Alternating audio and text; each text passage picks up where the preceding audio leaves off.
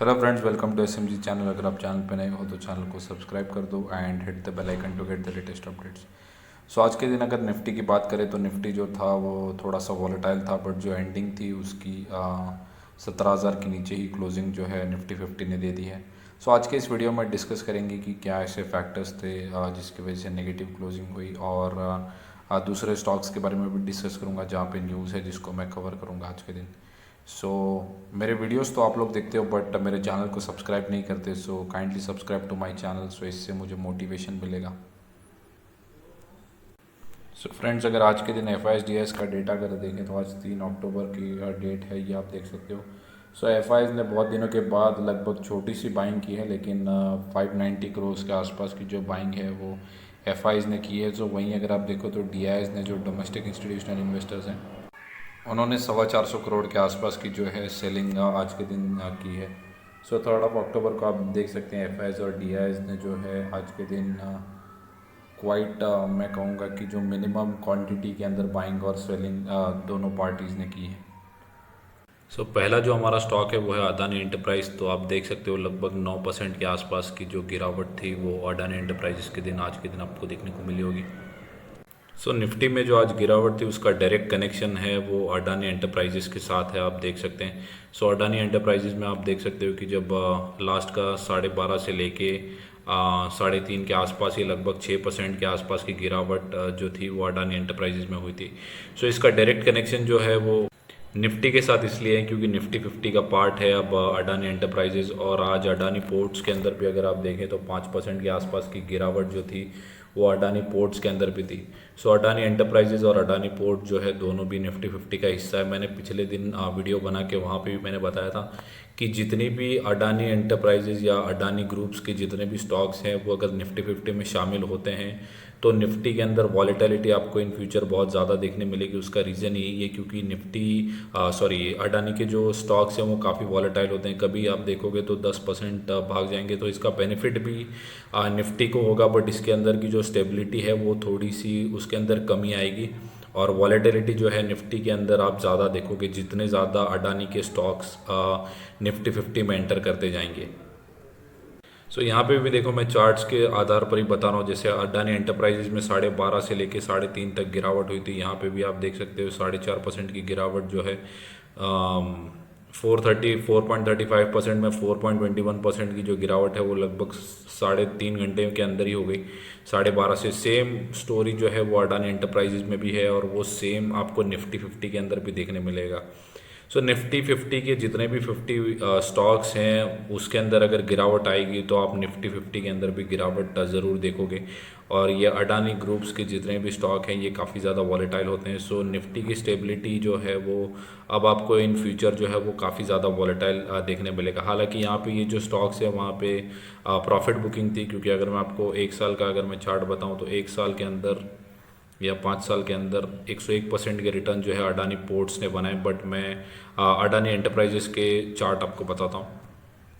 Adani enterprises में अगर आप देखें तो पिछले 1 साल के अंदर 107% के आसपास की जो तेज़ी है वो आपको देखने मिलेगी।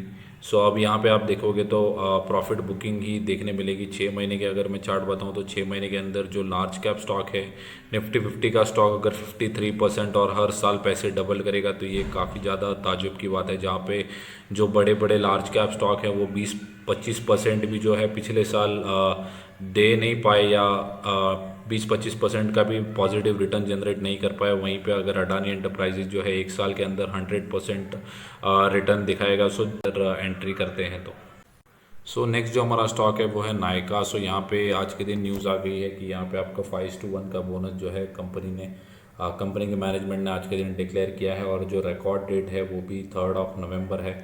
अगर आप इस नायका शेयर्स के शेयर होल्डर हैं तो आपको बोनस भी मिलेगा। 1 के बदले 5 शेयर्स जो है कंपनी आपको देगी आपके डीमैट अकाउंट में। वहीं अगर चार्ट पे बात करें तो आज के दिन लगभग 8% के आसपास की तेज़ी जो थी वो नायका के अंदर थी। बट वहीं अगर निफ्टी के अंदर आप देखो तो प्रॉफिट बुकिंग मार्केट के अंदर ओवरऑल था, तो वहाँ से आप देखो तो अपने जो 8% के गेन थे उसको गवा के नायका जो था लगभग 4.5-5% के आसपास के गेंस गवा के 32 रुपीज़ 32 पॉइंट्स के आसपास की जो बढ़त है उसके बेसिस पे क्लोज हो चुका है। सो जब तक इनके रिकॉर्ड डेट होगी तो आपको कहीं ना कहीं बाउंस देखने मिल सकता है, या फिर बोनस का रिकॉर्ड डेट होने के बाद भी हो सकता है कि रैली जो है आ सकती है इस शेयर के अंदर। सो अगर आप शेयर होल्डर हैं तो आपको बोनस मिलेगा नाइका के अंदर। सो नेक्स्ट जो हमारा शेयर है वो है MGL या महानगर गैस आप कह सकते हैं।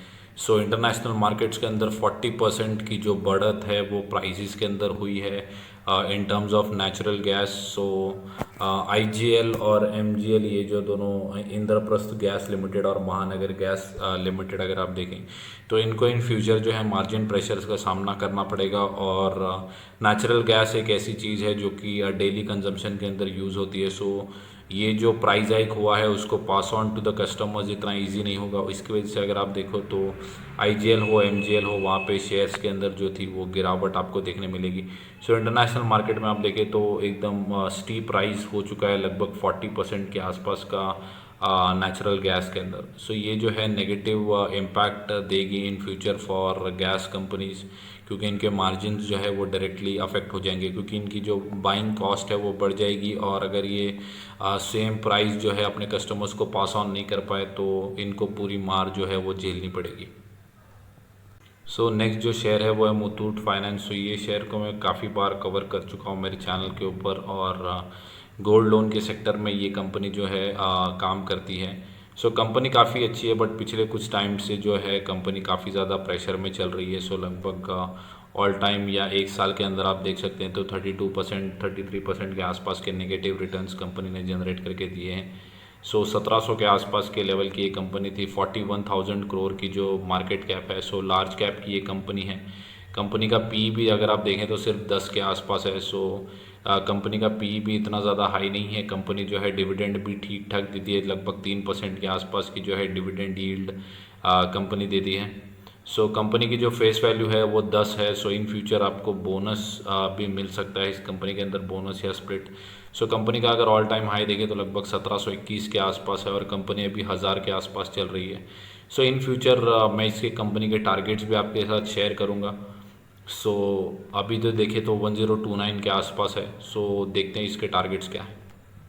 सो ये जो है वो मैंने मुथूट फाइनेंस के टारगेट आपके सामने रखे हैं। सो 53% के आसपास की जो बढ़त है वो करंट वैल्यू से आपको मिल सकती है, लगभग 1575 लगभग 1600 के आसपास।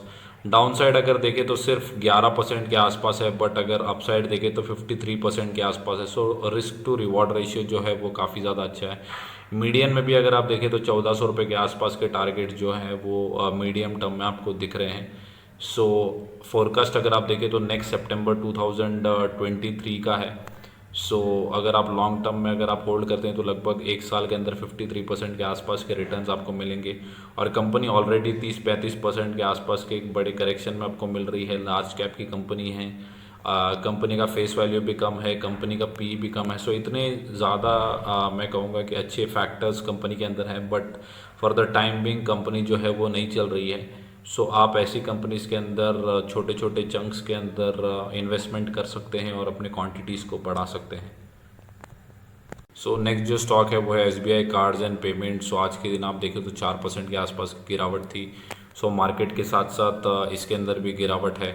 सो कंपनी काफ़ी अच्छी है, बट पिछले कुछ टाइम से परफॉर्म नहीं कर रही है। अगर मैं एक साल का चार्ट आपको दिखाऊं तो 17 to 18% के आसपास के नेगेटिव रिटर्न जो है अपने शेयर होल्डर्स को जनरेट करके दिए हैं। बट अभी के लिए आप देखें तो पॉजिटिव फैक्टर ये है, या इन फ्यूचर आप देख सकते हैं कि जो क्रेडिट कार्ड की स्पेंडिंग है वो इन इंडिया वो काफ़ी ज़्यादा राइज हो रही है। जो एक नया कल्चर आ चुका है लोगों के अंदर क्रेडिट कार्ड स्पेंडिंग का।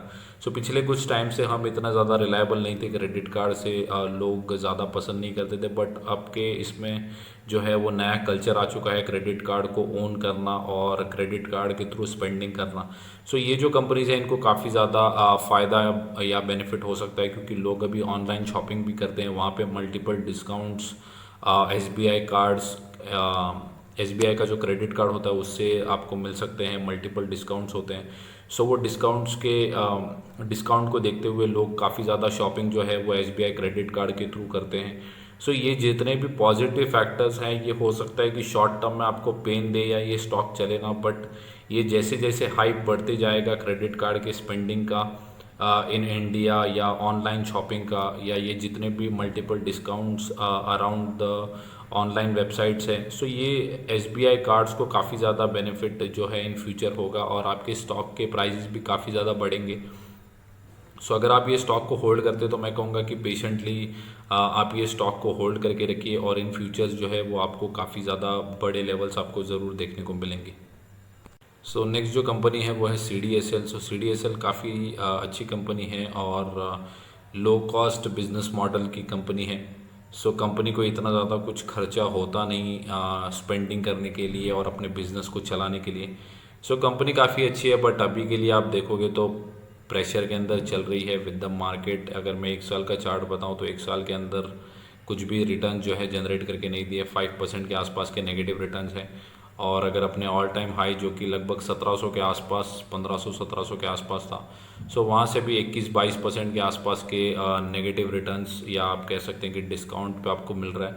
सो मैं कहूँगा कि कंपनी को आप बाय करके चल सकते हैं। जैसे जैसे कंपनीज़ के अंदर आईपीओ आएंगे, ट्रेडिंग अकाउंट्स जितने डीमेट अकाउंट्स खुलेंगे, सो ये जो कंपनी है इनको डायरेक्टली बेनिफिट होगा। और अभी मैंने पिछले कुछ टाइम पहले भी वीडियो बनाया था कि 10 करोड़ जो है डीमेट अकाउंट इंडिया के अंदर खुल चुके हैं और भी जो क्रेज़ है वो फॉर स्टॉक मार्केट इंडिया के अंदर वो बढ़ेगा। सो जितने भी ज़्यादा डीमेट अकाउंट्स होंगे तो उनके लिए सी डी एस डिपॉजिटरी जो है वो दो ही हैं, तो एन एस डी एल और सी डी एस एल।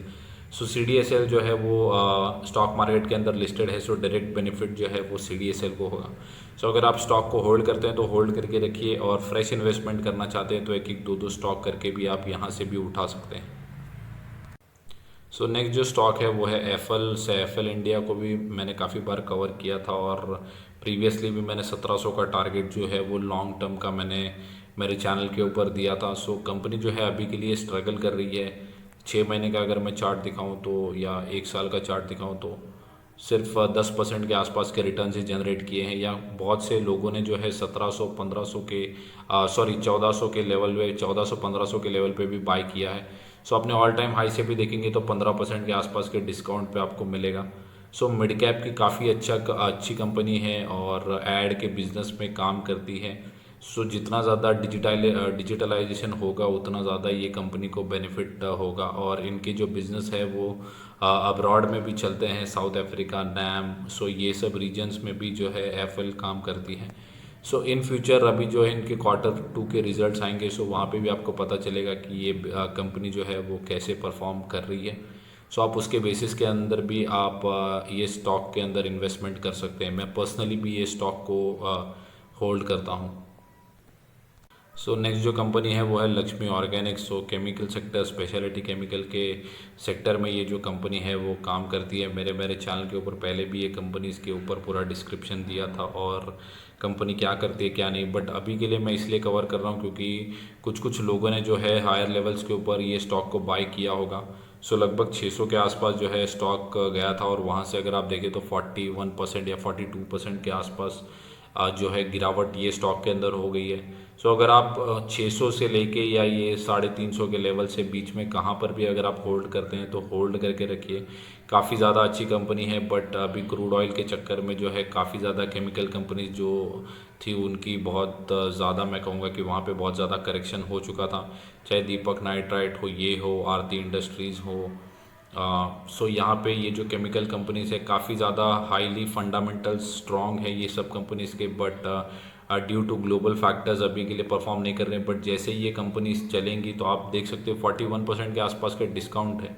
सो आपको तो अभी ये कंपनीज को जो है वो स्टैगर्ड वे में, एसआईपी के वे में 10-10 क्वांटिटी करके आप बाय करके चल सकते हैं। ये कंपनी को अक्यूमुलेट करिए अपने पोर्टफोलियो के अंदर। सो मार्केट कैप जो है ये कंपनी का थोड़ा सा छोटा है। सो अगर मैं आपको दिखाऊं तो लगभग 9000 करोड़ के आसपास की मार्केट कैप की ये कंपनी है, 37 के आसपास का पी है। सो 9000 करोड़ की कंपनी है। सो अपने पोर्टफोलियो के अंदर थोड़ी सी ही जगह लक्ष्मी केम को आप दे सकते हैं, बट थोड़ा थोड़ा करके आप ये स्टॉक को भी अक्यूमुलेट अपने पोर्टफोलियो के अंदर कर सकते हैं। लॉन्ग टर्म के अंदर आपको काफ़ी अच्छे रिटर्न जो है वो देखने मिल सकते हैं। शॉर्ट टर्म के अंदर मुझे लगता है कि 400 के लेवल्स अगर मार्केट अच्छा रहा और अगर मार्केट के अंदर स्टेबिलिटी रही तो 400 के लेवल्स तो आपको यहाँ से 101% देखने मिलेंगे ही मिलेंगे। और 400 के लेवल पे ये कंपनी गई भी थी, बट वहाँ से जो था वो प्रॉफिट बुकिंग 382 के आसपास कंपनी गई भी थी, बट वहाँ से प्रॉफिट बुकिंग आई लगभग 12% के आसपास वापस से गिर चुका है। सो यहाँ पे आप वापस से एक्यूमुलेट कर सकते हैं और 400 के लेवल्स फॉर शॉर्ट टर्म आप बाय करके चल सकते हैं। सो नेक्स्ट जो स्टॉक है वो है वरुण बेवरेजेस लिमिटेड, VBL इस कंपनी का नाम है।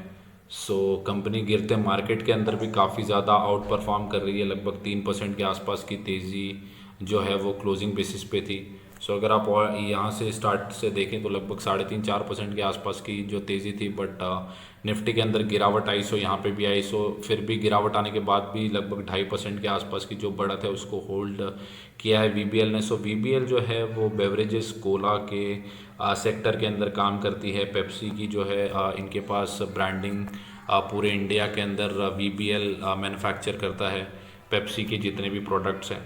सो कंपनी काफ़ी अच्छी है। मैंने मेरे चैनल के ऊपर वीडियो भी बनाया था कि क्या पिज़्ज़ा और पेप्सी से आप करोड़पति बन सकते हैं, जहाँ पे मैंने जुबिलियंट फूड और वरुण बेवरेजेस को पॉइंट किया था। सो आप देख सकते हो कि ये स्टॉक की ताकत जो है लास्ट क्वार्टर्स के अंदर मल्टीपल फोल्ड टाइम्स जो है कंपनी ने जो प्रॉफिट है उसको दर्ज किया, प्रॉफिट और सेल्स को।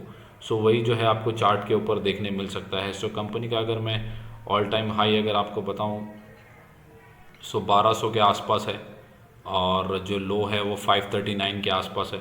सो कंपनी जो है वो 1100 के आसपास ही ट्रेड कर रही है, अपने ऑल टाइम हाई के आसपास ही ट्रेड कर रही है। सो मैं कहूँगा कि आपके पोर्टफोलियो का हिस्सा इस कंपनी को बनाइए और एक एक दो दो स्टॉक करके, क्योंकि ये अपने ऑल टाइम हाई के आसपास ट्रेड कर रहा है।